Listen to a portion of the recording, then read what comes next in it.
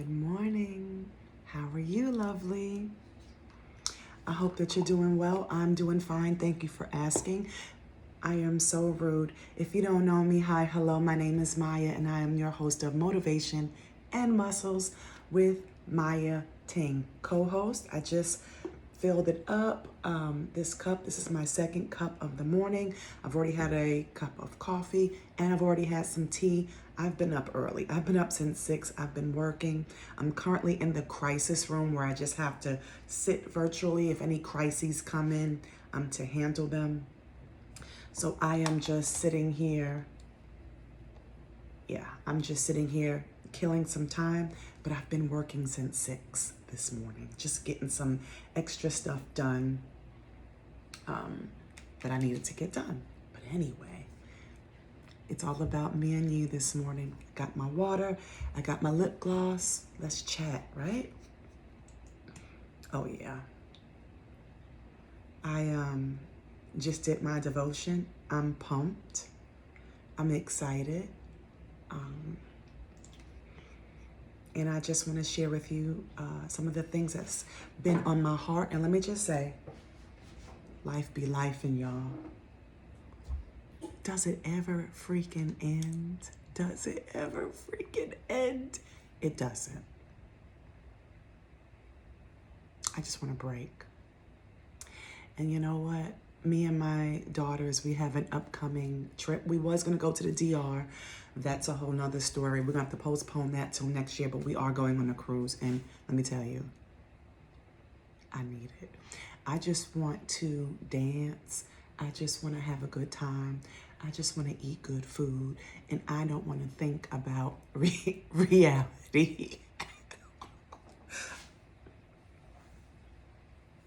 I don't want to think about reality. Because when I tell you, life is just,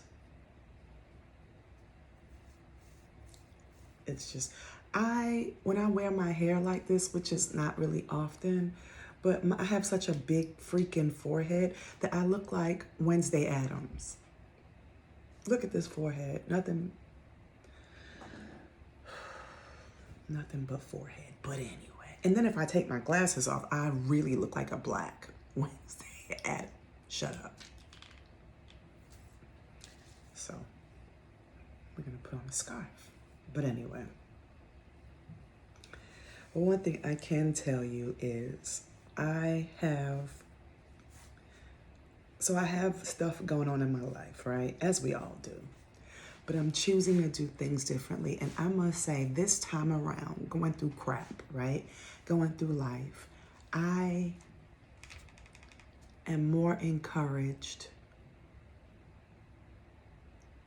than anything. Even through the muck, even through the adversity, even through the foolishness, I am encouraged.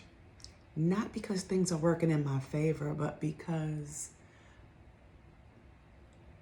it ain't my business. And what I mean by that is God is big enough, strong enough, powerful enough to handle my drama as well as your drama, as well as the next door neighbor's drama, and handle it without clutching a pearl. I cannot. I have 100% given all things, the good, the bad, and the ugly, to him, because I just cannot. I cannot. And I just want to live. I just want to live. I just want to live and do my work. So I am learning to trust God with the small things, because then it does build my faith to see that he works things out, not in my favor all the time, but he does work things out, and I don't have to do things in my own strength. I'm literally learning how to give God my stuff.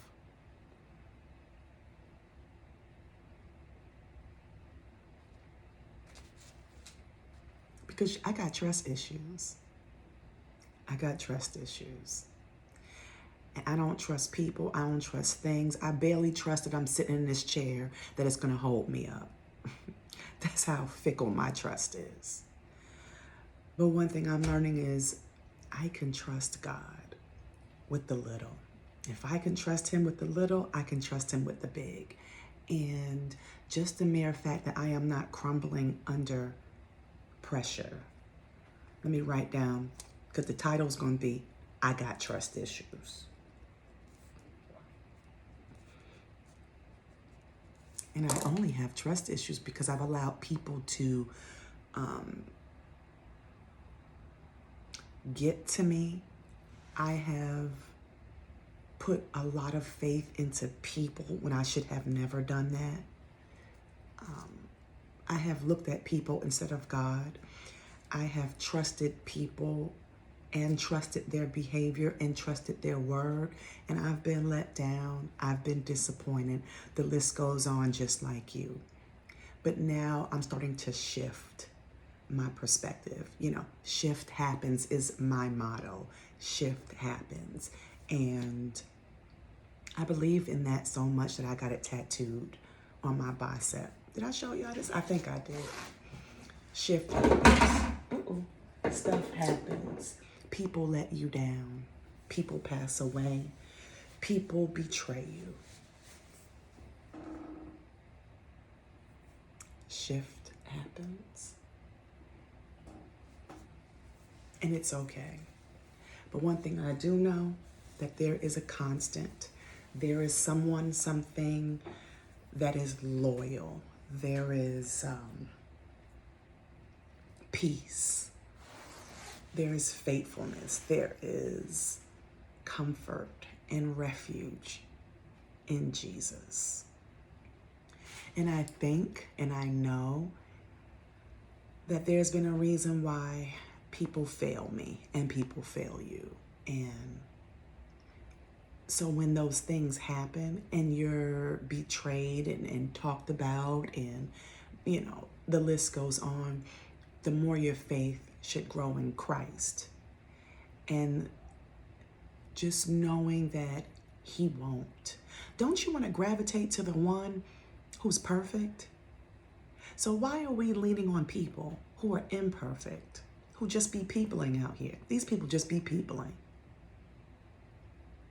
Don't you want to gravitate to the one who will never change, who will never betray you, who will always be loyal to you, who knows you, who knew you and knows you since you were formed in your mother's womb, knows how many hairs are on your head?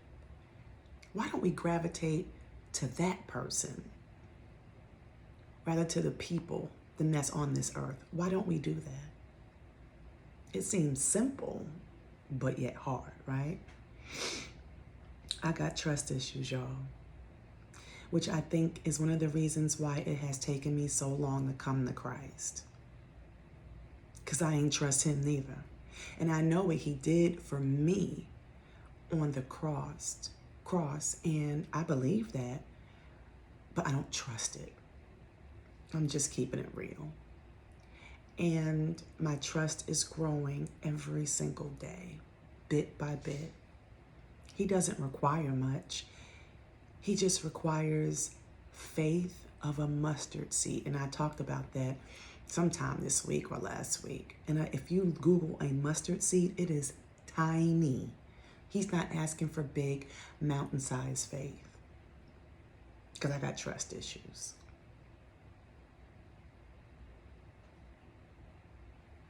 And I've built up within me, when I look at people and I say, they will do something silly and stupid. It's just built in me now. I look at people different, and that may sound horrible. It's not that I don't love people. I love people, right? But I look at people like they will do something to hurt me. Intentionally, not intentionally. They will say something silly. It is what it is. But Jesus would never. Because I got trust issues. And how do I know he would never betray, never hurt me, never leave me, will always be loyal? Because he wrote it in his Bible. He wrote it in the book. He said it. And he has never gone back on his word since I've been alive. And that forces me to want to be better. But it also forces me to look at people a little bit different. Although they're flawed, like me, I look at them through eyes of grace. Because people just be out here peopling. And I got trust issues. So, let's go ahead and clean up, shall we?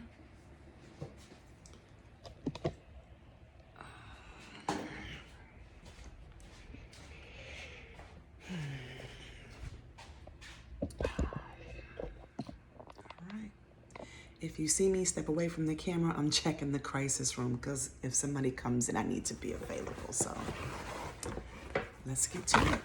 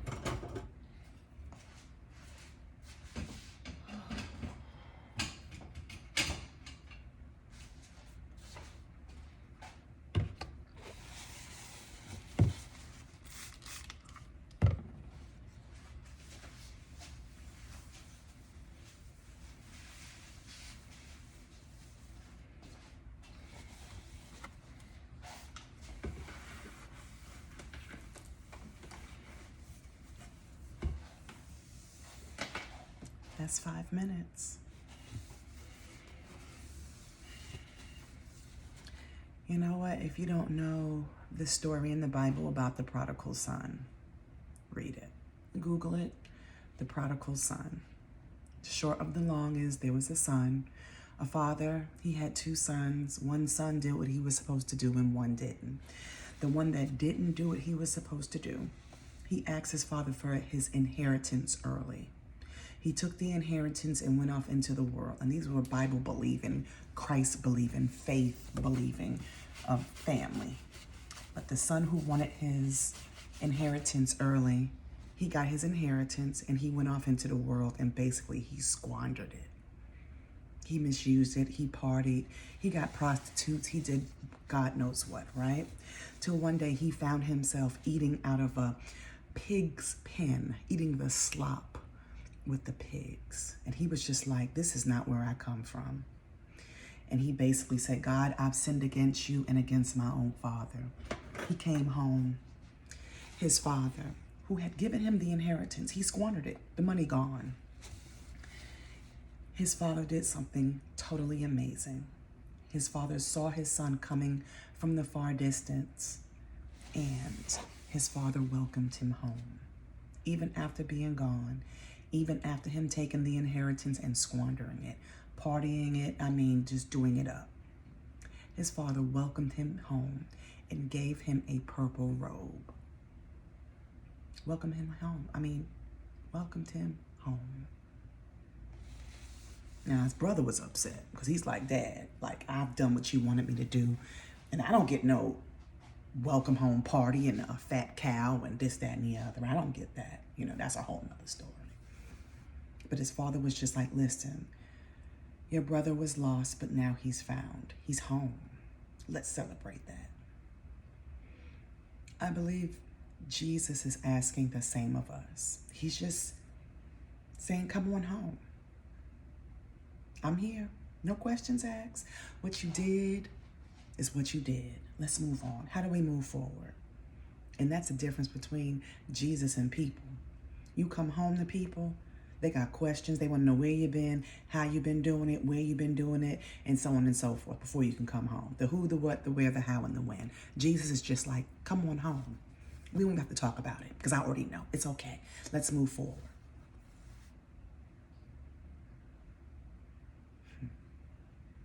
So you mean I get to come home and you not berate me? I get to come home, no questions asked. I get to come home and I'm forgiven? That's the man I want to trust in.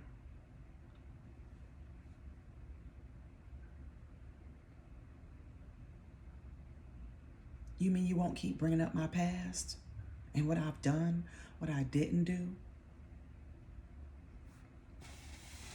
You'll love me regardless? Who does that? It's weird. It's bizarre. It's unheard of. Yet, God. Try it. I'm gonna go. I will see you guys a little bit later because we do have our workout that we are going to get done.